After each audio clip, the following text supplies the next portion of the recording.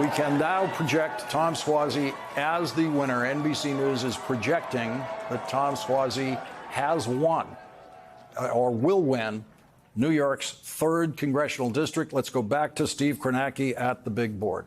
Yeah, Lawrence, I mean, we were saying it without saying it, I think, a few minutes ago when we were talking. But basically what we were talking about is what just happened. We were waiting to get another update from Nassau County that would incorporate more of that same day, that election day vote, the vote that we figure is the most Republican friendly there is. We just got another batch. We were sitting at 45% counted in Nassau County before. Now it's up almost to 60 with the batch that just came in about 2 minutes ago. And you can see Suozzi's lead earlier here was a little higher. It was 15. Now it's come down to just a shade over 10 points. But again, with 60% of the vote in, for Suozzi to be 10 points ahead in the Nassau County portion of this district, which is the overwhelming share of the vote in this district, for Suozzi to be ahead by 10 points right now, Democrat leading by 10. Put that in perspective. In this section of the district, the Nassau County section of the district, in 2022, the midterm elections when George Santos won Nassau County by 10 points.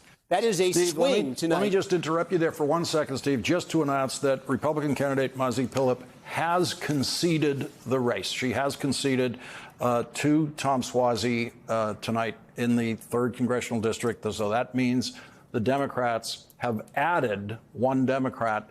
Probably Tom Suozzi will be sworn in tomorrow at the House of Representatives. Go ahead, Steve. Yeah, just again, getting the magnitude of the victory here for Suozzi, because I think this is something. It's not just the fact that he won and that he won in a district that the Republicans had won by 8 points in the 2022 midterms. This is going to be a big win for Suozzi tonight, because, again, right now with 60% in Nassau, this is a 20-point swing from Republicans winning Nassau by 10 to Suozzi leading Nassau by 10. Again, expect this number, I think, to come down a little bit as the remaining vote is in. But any Democratic victory in Nassau County is huge because, again, this was 10 points for the Republicans in 2022. And what we saw in Queens earlier, we've talked about this. This may actually be all the vote in Queens. The city of New York is telling us that. We're trying on their website. We're trying to confirm, make sure there's nothing forgotten there. But this portion of the district, this is a 23.5-point advantage for Tom Suozzi here. In 2022, the Democrats won Queens. They won it by 4 points. This is almost 20 points north of their 2022 performance in Queens. So this is a massive, massive overperformance by Suozzi relative to 2022. Again, zoom out district-wide. This is a 13-point advantage for him right now district-wide. Again, Santos, the Republican, won the district by 8 points. Biden, the Democrat, in 2020 won the district by 8 points. This could end up being a double-digit Suozzi victory, possibly even exceeding what Joe Biden did here 4 years ago. Steve, what does it tell us about turnout? Well, let's see what the final number comes in. I'm just looking here at Queens County here. We had been expecting this number. It looks like if this is the final number here, it's going to land at about 24,500, give or take. I think we were expecting a little bit higher in Queens, but then you take a look over here. This is over 90,000 votes out of Nassau County with 60% in. So this number is going to rise substantially here. This could end up being about 150, 155,000. One of the things this may tell us, and we'll have to look closer when we can see the town-by-town results, get a better sense of exactly where the vote's coming from. I think there are some differences here between the Queens portion of the demographically between the Queens portion of the district and the Nassau portion of the district. Of course, the North Shore here of Long Island, it's very wealthy, lots of college degrees. A lot of the towns along the North Shore and Long Island in particular are just overwhelmingly Democratic. And I think that type of voter, when you talk about Democrats overperforming in these special elections, we've talked about how the Democratic base over the last generation or so has really shifted towards voters with college degrees. There's this big gap, college educated, non-college educated in elections now we see where Democrats continue to do better and better. Voters with college degrees, Republicans do better and better. Voters without college degrees. So that portion of the district, it may be a situation where that particular segment of the demographic is just so jazzed about turning out for Democrats in these special elections, these off-year elections, that there may be the balance here between Nassau and Queens may be more tilted toward Nassau than we've seen before, because and again, we got a little bit more of an update right here. Now we're up to 66%, 2/3 of the vote in Nassau. And again, as we said here, the same day vote more Republican as it comes in. This margin should tick down a little bit. But again, this is, you're still looking here at an 8.2%, 8-point lead here for Tom Suozzi in Nassau with 2/3 of the vote. And again, district-wide, he is still 11 points and change ahead of Mazi Pilip here. So I think it may be that the turnout, relatively speaking, was heavier in the Nassau portion of the district than it was in the Queens portion of the district. And I think one of the questions we want to look at then is where particularly in Nassau was that most pronounced? Because, again, Democrats, we talk about that base being those college-educated voters becoming more and more Democratic and becoming more and more enthusiastic about voting in all of these elections. Is that something that expressed itself here? Steve, you couldn't ask for a more publicized special election. It's understandable for voters in congressional special elections in the past if they weren't even aware that one was happening in their district. But George Santos flaming out the way he did, getting expelled from the House of Representatives, brought attention to this race before the candidates were announced. No question about it. And I think also the context that this race was playing out in, I think got this some national attention too, from the standpoint of this.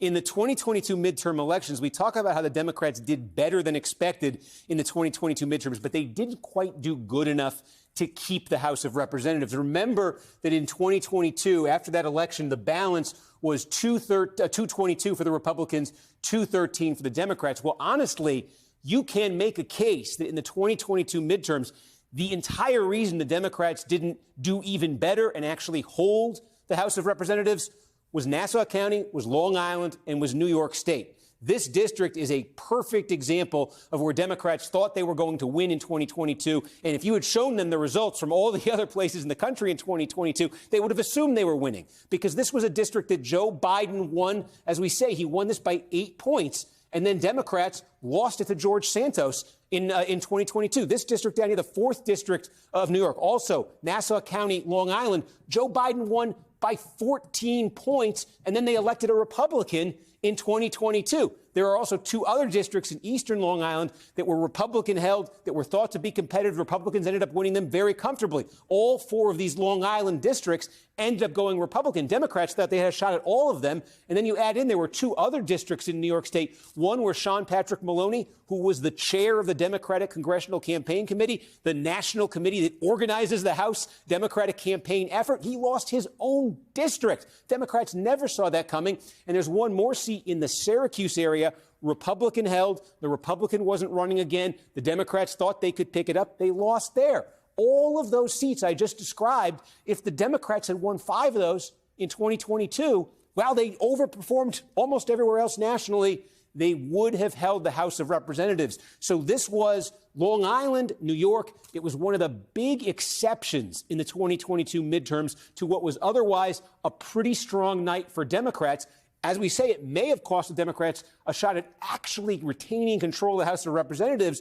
So I think that made this race more significant, because this was the place where the red wave did hit in 2022. The red wave hit in these congressional elections. And frankly, there's been red waves in local elections in Nassau County and Long Island for a couple years right now. The county executive job in Nassau County, the Democrats had won it in 2017. It's a big deal in Long Island and Nassau County politics. The Republicans won that back in 2021. There's a county legislature, county commissioners in some places. There's a county legislature in Nassau County Republicans have gained control of. So there have been, the trend in Nassau and Long Island has been locally certainly towards Republicans, and at the congressional level, heavily towards Republicans. So Democrats, to be able to go in that district, a district that had flipped to Republicans in 22, a district in an area that's been trending Republican, a district that may have cost them a shot at controlling the House in the 2022 midterms, to go in there and to win it back.